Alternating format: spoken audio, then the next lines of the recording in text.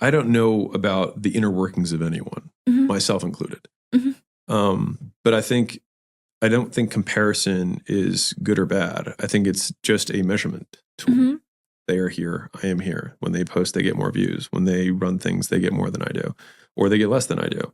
And the part that gets people in trouble is the second part where they say, and therefore I am bad, or therefore I am good. And so I think comparison is a very useful tool to figure out where you stand and where you can improve.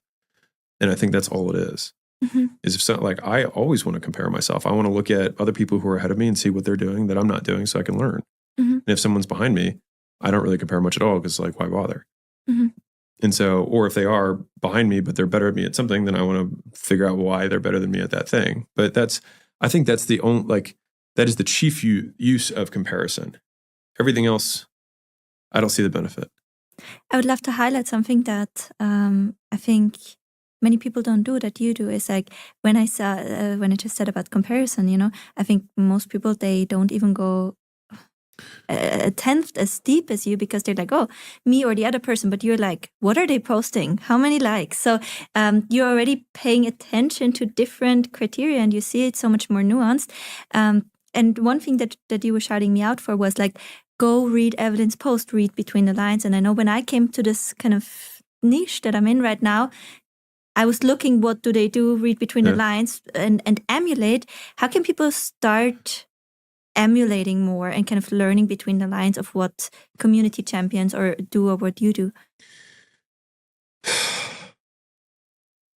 I think attention to detail is also a skill.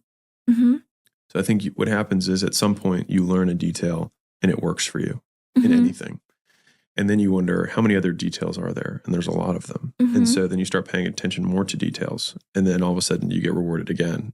And so I would say it's a really common trait among the people that I know that are very successful is that they're very detail oriented. And it's not that like, there's different types of details. Some people are like, oh, I forget everything. It's like, yeah, but like I don't do any of our scheduling.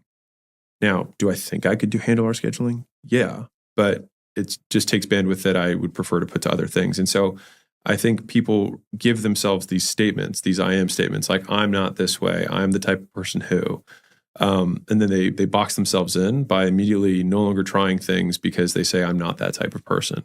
But until I was in my early 20s, I had a I am statement that I am bad at math. And I think most people who watch my stuff now would be like, I don't think Hormozi's bad at math. And it was because at that point I realized that I was like, I've just been saying this my whole life because in 8th grade I had a bad teacher.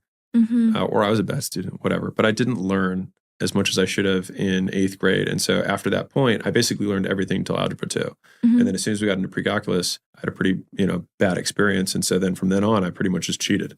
Because I was behind. And so that I had nothing, I didn't know what we were doing. And so in my early 20s, I was like, I need to not make this a thing. And so I decided to stop using a calculator for everything. And so whenever I could do math, I just tried to do it in my head. And I would check with a calculator afterwards. I would compare. And I would see how far off I was until eventually I started getting pretty good at it. And then I started just doing math in front of people because that's what I was doing for the last few years. And people were like, dude, you're so good at math. And I remember the first time someone said that to me, I was like, huh, that's weird. And then part of that led into me taking the GMAT because the GMAT's the big standardized test for business school before I decided to be an entrepreneur. And math was half the test. And so I was like, I have to get over this belief. And so I believe that if I did more math problems than anybody else before the test, I'd do better. And so I did 16 phone books of math problems. It took me 4 hours a day. Wow. For 4 or 5 months. Every day for 4 hours, I would do math problems. And then by the time I got to the test, I got whatever, above Harvard's mid-score. But this is from somebody who, didn't get past, pre-calc, basically just cheated my way through high school. And so I say that because like everything is, if it is a skill, you can learn it. And you can learn it later as long as you are willing to do repetitions and look at how well you did compared to the ideal and then see what the discrepancy is. And this has been this theme that I want to write a big thing on it because it's like, I think people over-index advice and under-index data.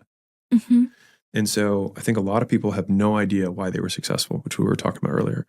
And so the amount of people that I see, even who are successful, who give what I believe to be very terrible advice, I don't think they're doing it maliciously. I just think they have no idea. Yeah. And so they just answer when people ask them, but it's just made up. But I have, at this point in my career, people say, hey, who do you learn from? Who's your, whatever. And honestly, it's just data. And so I do a ton of volume so that I have a statistically large sample size. And then I look at the top 10% of whatever it is I'm doing. So whether it's calls, emails, content, meetings, it doesn't matter what skill you want to learn. You can repeat the process 100 times, look at and record it and look at the top ones and then look at the bottom ones and see what was different between those two and then do more of the good stuff and less of the bad stuff. And if you do that enough times, you get pretty good. And then people ask you, how are you so good at this? And you're like, well, I just looked at what was different between the times that worked and the times that didn't. And I did it enough times that I only do the things that work. Now, then people say, why do you think that works? And this is where people get off ramped. They then answer the question, but they have no idea. I don't know why these things work. I just know that they work. And I think that's a big thing that a lot of beginners, intermediates, and advanced people get led astray. Yeah. And I try to censor myself on this stuff. And I've really tried to cage where I say, or hedge where I say, because of this, or here's why, or the reason is. The problem is that those things are very compelling. And so from a persuasion perspective, because it's one of the most persuasive words you have. Yeah. And so I try to balance kind of my understanding of language now with what I believe to be ethical.